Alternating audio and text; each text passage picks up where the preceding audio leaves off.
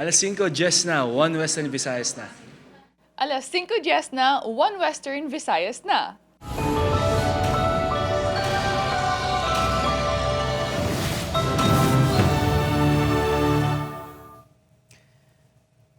Mga balita nga atong tutukan subong nga Martes, modus sang lalaki nga nagpakuno-kuno nga nagapangkayo sang guba nga cellphone ginreklamo sa barangay sa Haro, Iloilo City. Hindi magnubo sa 3 ka individual nakuhaan sang cellphone sang lalaki nga nagtanyag nga magkayo sang cellphone sa San Isidro, Haro. 8.8 million pesos nga balor sang illegal nga droga na kumpiskar sa duwa ka high value target sa Bacolod City. Malapit sa 6,000 kakapulisan kag force multipliers iga-deploy sa highlights ng Dinagyang Festival 2026. Lalaki nga nakamotorsiklo ginhalukan ang 16 anyos nga dalagita nga nasugata lang niya sa dalan sa Bacolod City. Kag DPWH Secretary Vince Dizon nagpahayag nga tapuson na ang konstruksyon sa Aganan Flyover sa Pavia, Iloilo subong nga 2026. Mga pasahero nagalaom nga masulbar na ang problema sa trapiko sa lugar. Ini ang GMA Regional TV, 1 Western Visayas.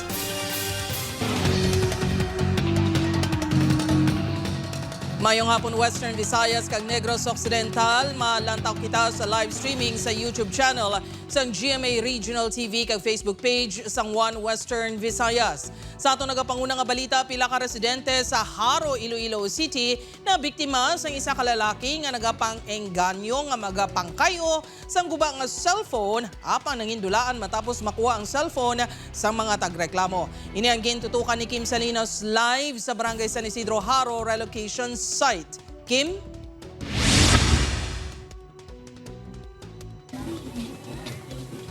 Jert, apisar na post na sa social media, nakaalerto sa gihapon ang barangay officials kag pila ka pumuluyo sa posibilidad nga liwat magbalik ang lalaki sa barangay agod mangbiktima pa sang dugang nga mga residente.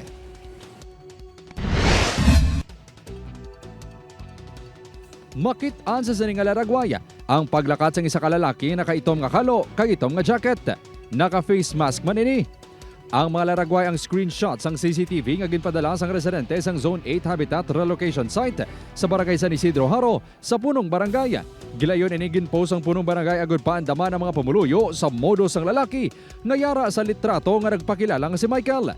Nagapangkayo kuno ini isang cellphone. Apang matapos makuha ang cellphone, gulpiyada lang ini nagakadula. Kadako kadaan sang San Isidro. Gina-encourage ko lang yung mga pumulo. Siling kukukuhan lang kamo, alarm lang kamo na oo. Para siling ko nga, in kaso ko narada sa inyo, siling ko tawag lang kamo polis. Apisar hindi klaro nga makita na nawang sa lalaki sa mga laragway. Positibo iningit kilala sang pamilya nga ginbiktima sang lalaki sang Nobyembre. Pagsaysay ni Mila, nagtanyag ang lalaki nga nagapangkayo kuno sang guba nga cellphone. Bangod nakuha na sang sospek ang ilabuot, ginpakayo ni Mila ang iya cellphone. Pati ang iya sang bana sini kagapo. Ginabanta 10,000 pesos ang balor sang tato ka cellphone. Ginpaupod ni Mila ang ilakabuli nga si Mark sa sospek sa isa ka mall. Bangod dito kuno ini may pwesto. Apang ginhambalan sang sospek si Mark nga magulat lang kay masaka ini sa second floor. Apang nadugayan kag wala gid makabalik. Gintagaan pa kuno sini isang 150 pesos ang lalaki. Mabalik lang kung dayon tapos muto nagulat mo ko na. Tapos buhay-buhay, way tanak balik. Basta nga nagabihan ko tuya. Pila ka oras to lahat mo mga anom sobra. Sobra sir. Makita bibisan na vendo mga suki ko kag mga bata-bata ko ning kundi makita kaluluoy gid saya. Bisan ako puro makakita basi mag-agid sa basi manampusan ko pa sa. Padayon na ginatumod sa barangay ang lalaki nga ginatudlo na pangtunto. Ginahulat pa sang kapulisan nga mablatter sa ilang natabo. Panugyan sang kapulisan sa publiko. Hindi nila yun mag-party, kag i-report nila yun sa kapulisan if nabatsagan nila nga fraudulent din nga transaction. At the same time, parang ma-warn nila nga bulit man sa ato umuluyo.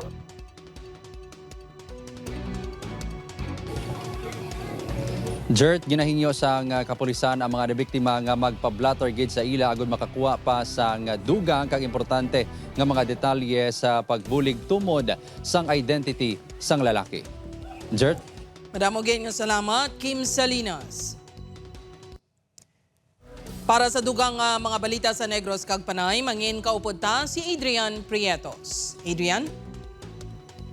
Yes, Jert, mga kapuso, madamo gid nga salamat sa Bacolod City naman, malapit 9 million pesos nga balor sang suspect na Shabu na recover sa duha ka high-value individuals. Mga na-recover nga droga tuyo pa kuno tani ibaligya sa Kabangkalan City. Yaring balita nga aton gintutugan. Matapos ang sinimana nga surveillance sa tigayon nga makatransaksyon sa kooperatiba ang 53 anyos si Remir Obidos sa Barangay Mandalagan, Bacolod City kagabi. Sa sininga video ang kuha sa kapulisan, makita nga nagaduko lang kag wala nagasabat ang suspect samtang ginaistorya. Ginpusasan man samtang naghapa ang kaupod sini sa illegal nga operasyon nga si Anthony Totor, 45 anyos. Suno sa Bacolod City Police Office Director nga nagupod mismo sa operasyon. Top 1 drug personality si Obidos sa Kabangkalan City. Magluwas sa pag-operate sa Bacolod City, target nga i-dispose sa mga suspect ang illegal nga droga sa iban pang bahin sa Negros Occidental. Ang impact is na-less ang supply and based on information, that supply is intended for Sinulog Festival in Cabangalan City. Naglabot sa 1,300 gramos ang suspect na Shabu nga nagablor sa 8.8 million pesos ang na-recover sa operasyon. Ginaimbestigaran sa operatiba kung ano ang koneksyon ni Obidos sa mga naunang nadakpan kag kung paano ini nag-operate humalin pagwa halin sa presuhan. Halin man ni siya sa sulod sa prisuan, nadakpan ni siya tapos nakagwa, kag nag-re-engage sa pagbaligya sa illegal nga droga. Ang sistema abi, kung may madakpan nga isa, may nagabulos. Nagalaom ang kapulisan niya pinaagi sa pag-operate sa dalagko nga personalities mahagan-hagan ang illegal nga droga sa syudad. May information nga nabato ng aton nga CDO, kag nag-develop for 6 weeks.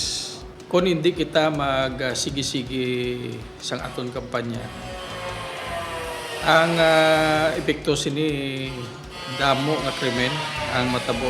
Hindi lang diri sa syudad sa Bacolod but in other parts of the province.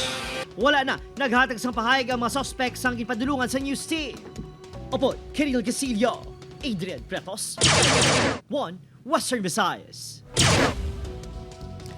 Maid-aid nga investigasyon ginmando sang Iloilo City Police Office sa pagpangransak sang medical supply distributor sa La Paz. Inside job wala ginadula nga anggulo sa pagpangawat. Si Kim Salinas nakatutok. Idon ang investigasyon. Ini ang mando sang Iloilo City Police Office sa Police Station 2 sa insidente sang pagpangransak sang isa ka establishmento sang distributor sang medical supplies kag bulong sa Barangay Magdalo, La Paz nga natabo sang Domingo sang kagahon. Ini sa tunga sang insidente sang kinawatay sang copper wires kag pagpangransak nga nakakatabo sa syudad sang Damlaglang. Amo gid ni ang pa-reiterate sa bong no sa tanan naton nga mga deployed nga mga duty personnel especially during wee hours mga usisa gid no sang mga nagalagaw pa kag nagalibot dis oras sa kagabihon. May nakuha na nga inisyal nga CCTV footage sa kapulisan apang parayon pa ginatumod ang identity sang suspect.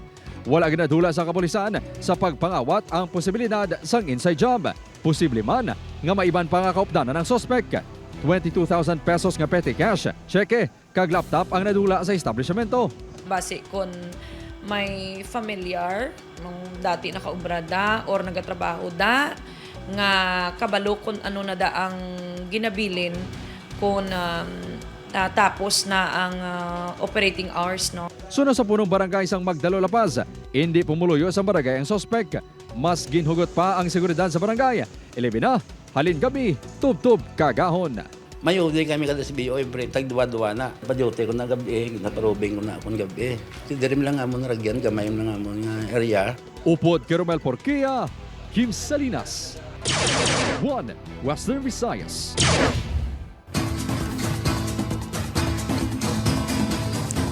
Mga kapuso malapit sa 6,000 ka pulis kag force multipliers siga deploy agud mapasiguro ang kalinong kagatawhay sa Dinagyang Festival 2026. Si Julius Bilacaol nakatutok. Handom sang otoridad nga mangin malinong kag matawhay ang Dinagyang Festival 2026. Kag para ini malabot, malapit sa 6,000 ka personnel ang ika-deploy para magbantay sa kahiwatan. Suno sa Security Task Group Dinagyang 2026. 3,800 sa mga ini ang police personnel. Ang 2,000, force multiplier, nagikan sa iban nga ahensya kag mga volunteer. Sa January 21, sugura na ang deployment sa mga security personnel. Kadungan sini, ginapahanumdum ang publiko sa mga ginadumilian sa mga venues ang events, parehos ang pusil, patalom, backpack, mga botelya sang ilimnon, kag pati mga drone. Bawalan gina naton sila no or dumilian nga magpalupad kung personal lang gina naton kag waay na coordinate sa STG kag wala sing nagakaigo nga clearance. Kaangon sa pagdumili sa paglagaw sa mga tawo nga may dalang pusil, magasugod na ang gun ban sa January 15 sang kaagahon, tubtob sa January 25. Continuous ang aton niya nga mga police operations including checkpoints. It's part of our security measures mano. Pahanumdom sang kapulisan magluwas sa mga ginadumilian. Dapat sundon man sang publiko ang mga pagsulundan base sa mga ordinansa sang Iloilo City. Pareho sa pagdumili sa pagpanigarilyo, pagpanglaptas sang basura, kag pagpabilin sang katinlo sa lugar. Upod kay Cirilo Rendoque, Julius Belacaon. 1. Western Visayas.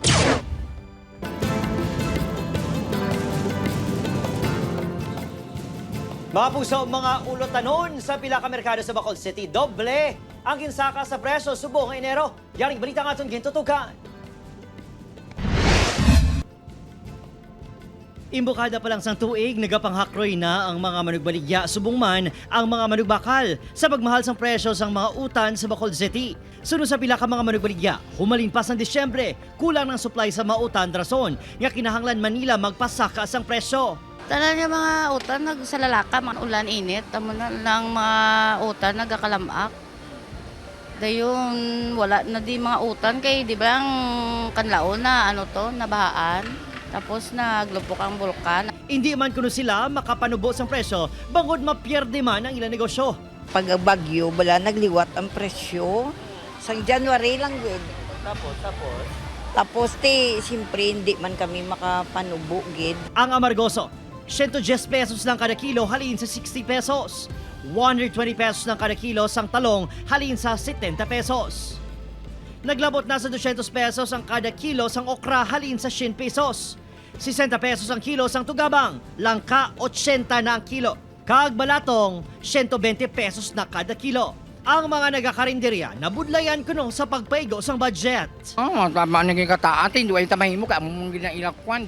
Ginalista ko ginatanan para makita sang akon madam kung pila ang balaklon. Ang estudyante nga si Kyla, nagabalo na lang sang sudan sa eskwelahan para hindi na magkaon pa sa mga kalanaan. Medyo hindi kasya sa budget na subong kay kamahal. Margin 20, dutay-dutay na lang din. Sunod sa Bacolod City LGU, apektado mga talamnan sa palibot sang Mount Canlaon rason nga hindi gihapon bastante ang supply. Sang harvest na dalasagit. And most of our kararoton nga natawag ta nung laban nga gina-consume sa Bacolod usually comes from Canlaon nga area. Obad Kiril Gasilio, Adrian Pretos, 1 Western Visayas. Ini ang GMA Regional TV, 1 Western Visayas. Good news mga kapuso, Aganan Flyover Project ipatapos subong nga tuig suno kay DPWH Secretary Vince Dizon. Ini ang ginabiabi sa mga motorista kag pasahero. Si Julius Belacaol nakatutok. Konsad to 7 ka beses nga magalibot sa pagpamasahero halin sa Pavia padulong sa Iloilo City si Jezreel. Subong, 5 na gid lang. Resulta, dako nga buhin sa yakita bilang driver. Ang ginatudlo nga rason, ang magutok nga trapiko sa wala pa natapos nga Aganan Flyover Project. Adlaw gid sir. Kaghapon sir. Kaperti ka lawig sang traffic. Ang estudyante nga si Bel nga halos adlaw-adlaw naga-commute. Nagasentimiento man sa mga tion nga tuman kahinay sang dalagan sang trapiko sa lugar. Dapat like 2 hours before sang imo nga mag-start ang schedule sa eskwelahan dapat naka-travel ka na kay heavy gid sang traffic. Tuig 2020 sang ginsuguran ang proyekto apang bangod sa palpak nga construction. Wala ini natapos sa insakto nga tion. Ang budget sini naglabot na gani sa 1 billion pesos. Makaligad sa masobra 5 ka tuig. Posible matapos na gid man ini subong nga 2026. Ina, kung matuman ang pahayag ni DPWH Secretary Vince Dizon kahapon. Yung Aganan Flyover sa Iloilo, yan, tatapusin na rin natin yan this year. Yan yung lumulubog na flyover na nakita mismo ng Pangulo natin na galit si PBBM. Ini ang ginabi-abi naman na Digest Rail kag Bell. Mas mayo gid sir nga kung matapos sir para makalikaw man kami sa traffic sir para dasig man namon libot. Siguro mas malesen ang traffic sa diri nga area kung matapos na gid man ang amo ning project. Ang alkalde sa Pavia, isa man sa mga nagkakaperwisyo sa trapiko sa lugar. Gani ginabi-abi man sini ang pahayag sa sekretaryo. Ang problema o galing, may mga bahin pa sang proyekto nga wala pa masettle sang DPWH sa Balayran. Gani ini ang luyag sang alkalde nga masolbar naman. Ga-remind kita no sa DPWH na i-fully pay na lang to tani no para matapos na ina kagawa na sang maging problema pa. Gintinguhaan sang news team nga makuhaan sang bahin ang officer in charge sang DPWH Region 6 nga si Engineer Jose Alfruto. Apang wala ini nagasabat sa amon mga mensahe kag tawag. Upod kay Cirilo Rendoque, Julius Belacaon. 1. Western Visayas.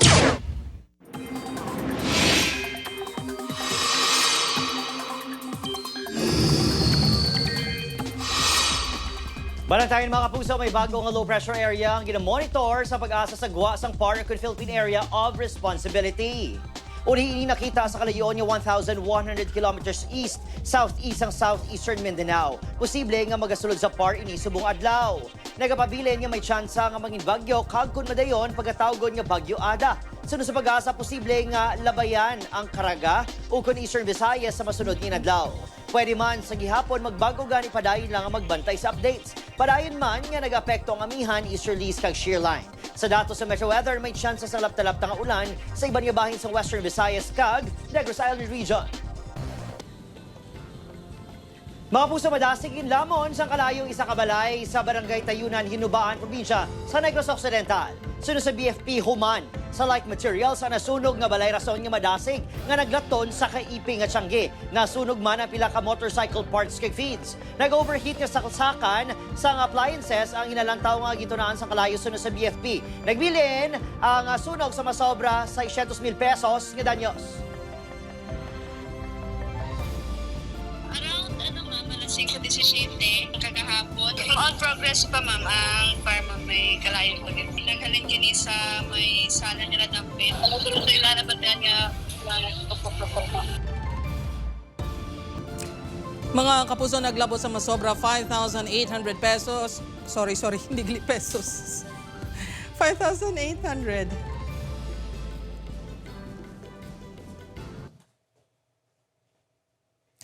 Mga kapuso, naglabo sa masobra 5,800 ka-agrarian reform beneficiaries sa Western Visayas ang nakabaton sa mga electronic certificates of land ownership awards sa Pototan, Iloilo.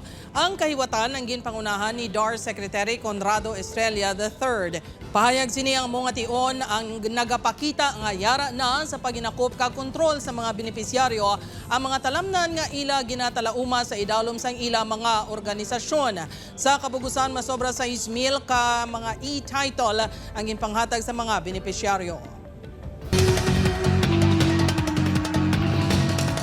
Mga kapuso, pagilinaway sang duha ka grupo sang kalalakihan sa sulod sang isa ka fast food sa Molo, nakuhaan sang video. Ini ang gintutukan ni Kim Salinas.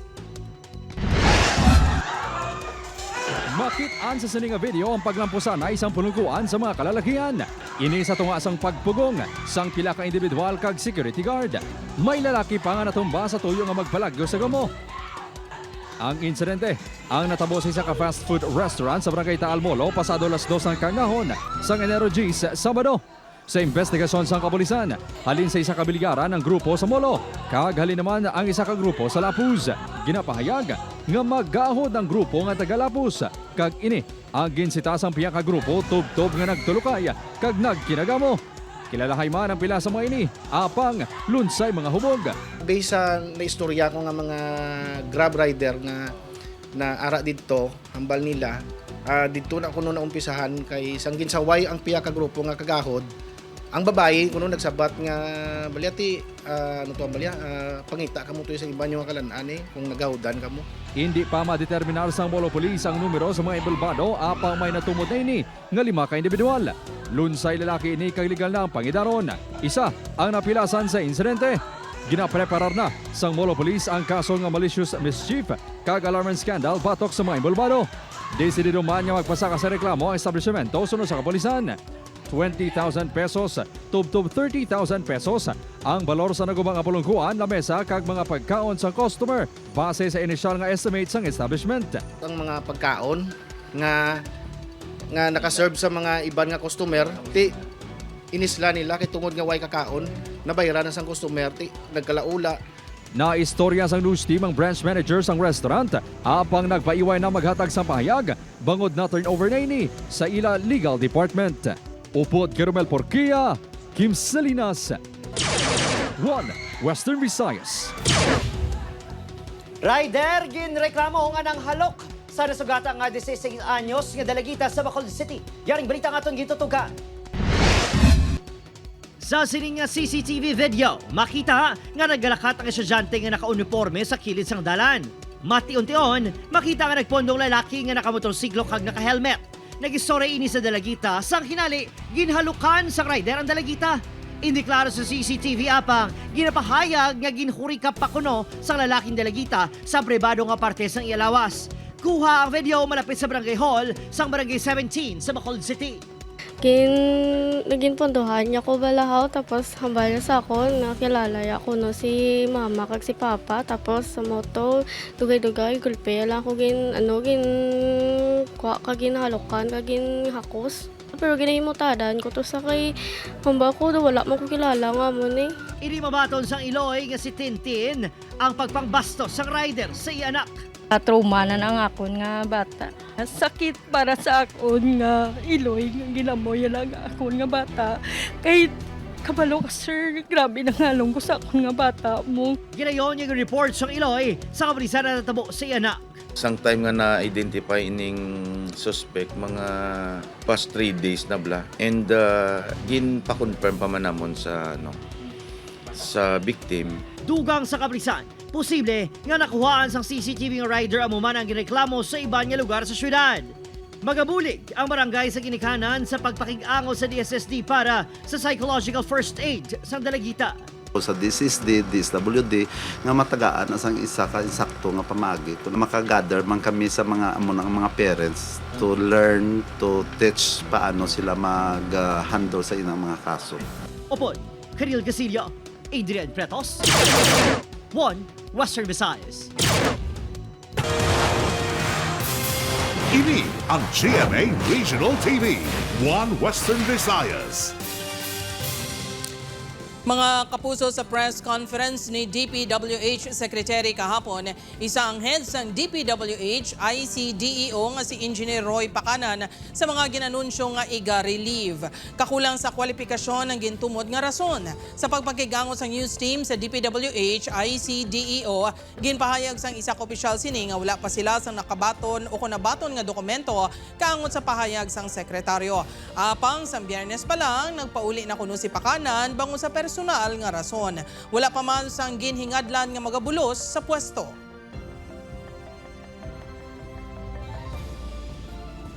Sa Bacolod City mga kapuso, ayuda para sa mga manugpangisda nga nahalitan sa Bagyo Tino na tala ng ihatag sa LGU. Apang pila sa mga apektado wala nadala sa listahan. Yaring balita katon gintutuga. Sa paglaslas ng Bagyo Tino sa Nobyembre, magluwas sa mga naguba nga mga balay. Nahalitan man ang mga manugpangisda sa Kusal Barangay sa Bacolod City. Sa datos ng LGU, pinakaapektadong barangay 1, 2, 3, Siyang Airport, Sumag, Punta Taytay, kag Banago. Sa unang batches ng financial assistance, 320 ka mga manugpangisda ang nalisda sa LGU nga makabaton sang 10,000 pesos kada isa.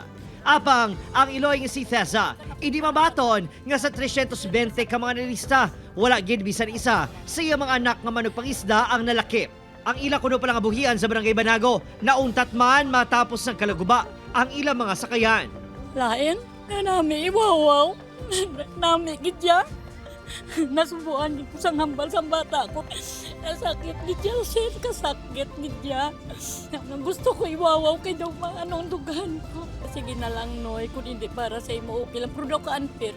Ang isa sa mga anak niya nga si Romel, nasakitan kuno sa ilang sitwasyon nga kasubong nga ginabaliwala sa LGU. Guba pa nga akong pambot, nanod pang balay ko, patay pang asawa ko, huwag pa ko nagdala sa ayuda. Patag sa City Agriculture's Office, gamo ang nagproseso sang lisahanay. May basihan ang ilang pagpili sang unang batch sang mga hatagan. Funding na sang aton nga ng local government. Since limited lang ang aton resources, 75% to 100% damage gidya sa mga pump boat. Amo na siya ang ginuna ng tagaan. Samtang apisar na lista, nagreklamo man ang pila ka benepisyaryo bangod tuman kuno kakulang ang 10,000 pesos. Hindi gid man ma-accommodate kis kada muon bala. May ara ginaya kis aming mga lapses ginang mga hindi gid matatapan ng iban. Kabay pa sir nga Matalupangdan, Manila gid ang nagakinahanglan. Wala pa sang natala ng apetsa ang DSSD sa distribusyon sa ayuda. Adrian Pretos, 1 Western Visayas. Sa dugang nga balita, Land Transportation Office gindula na ang 100 pesos nga registration fee sa mga top box o saddle bag sa mga motorsiklo. Si Kim Salinas nakatutok. Hindi na magkolekta pa ang Land Transportation Office sang 100 pesos nga registration fee sa tag sa top box o saddle bag nga igatakod sa motorsiklo. Suno kay LTO Chief Marcos Lacanilaw, ang tikang ang kabahin sang 7-point policy sang ahensya nga nagakuha sang hindi kinahanglanon nga bayaran. Apisar sini, mandatory sige hapon ang pagparehistro sang custom-made nga top box kag saddle bag. Iniagon mapasiguro sige hapon ang roadworthiness sang motor. Mag-a-issue ang LTO sang certification bilang proof of registration sa baylo sang official receipt. Wala pa sa may nabaton nga opisyal nga pagsulundan ang LTO 6 sa pagpatuman sini. Everything classified as parang top box or saddle bags will tibay mo na ang ilang registration. Ang aton sinalantawan kung ano ang how do we do it. Dako nga bulig para sa mga riders sa motor ang bago nga pagsulundan nila bina sa delivery riders. Kasubong na lang ni Dennis nga may tato kakabataan. Magluwa sa 100 pesos nga masave. Amo man ang 3,000 pesos nga penalidad kung madakpan nga wala marehistro ang top box. Dako man dahil sir nga bulig sa amon sir ite, siyempre sang ano lamon makita kada persentuhan man kami sir. May college ka nga isa, duwa nga school mo. Importante man para kay Ronald ang top box. Bangod ginasudlan sa isang helmet kagiban pa nga gamit. 100 awat pa na sa panyaga namon mo. Kisa abla pigado man tam. Upod Kirmel Porquia, Kim Salinas, 1 Western Visayas.